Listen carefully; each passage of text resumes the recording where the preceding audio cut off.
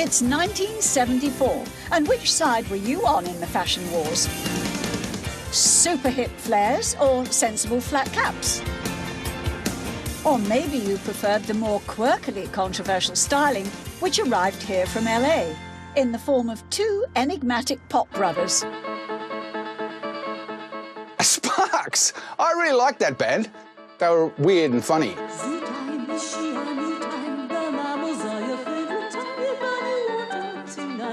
They were fantastic. We loved Sparks. They just caught people's imagination. This town ain't big enough for the both of us. But it ain't me who's gonna leave. I loved it. I absolutely loved it.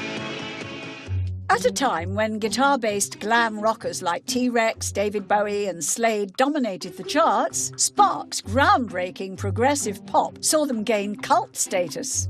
They are so alarming and so conceptual. And out of this world, there isn't another band that are like Sparks. It was so daring not to be cool. You'll never see, I don't think, two brothers that look less alike and are less alike. On the one hand, you've got Russell, who's this like hugely flamboyant character gyrating across the stage.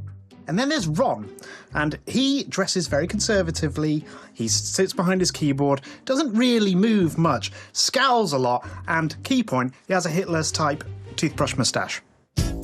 Ron's surprising choice of facial hair may have been controversial, but it had been intended as a comedic tribute. Ron is quoted as saying that he thought that the moustache was a little bit like Charlie Chaplin. He didn't realise, maybe, that all the people in Britain watching Top of the Pops might think that his moustache was a bit like Hitler. He says he didn't even think about it. For virtually everyone that was looking, he looked like Adolf Hitler. And this was a time when war had only finished 30 years prior, and here you had a pop star on Top of the Pops playing the piano with a Hitler moustache. You've got to view it in context. They have Jewish heritage, so it's probably reasonable to suggest that they don't have extremist right-wing leanings. If you do see it as a Hitler moustache, there's something going wrong in your own head. Sort yourself out. I think that's a bit of a psychopath test, isn't it? I thought it was quirky.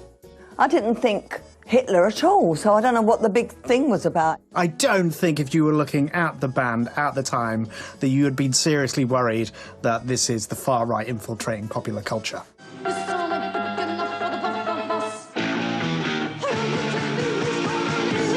Moustache outrage aside, this prog pop opera mashup still made #2 in the chart.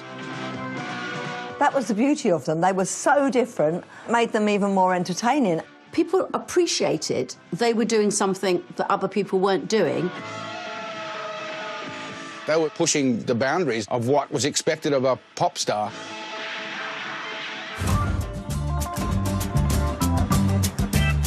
And pushing the boundaries of what was expected of a sports star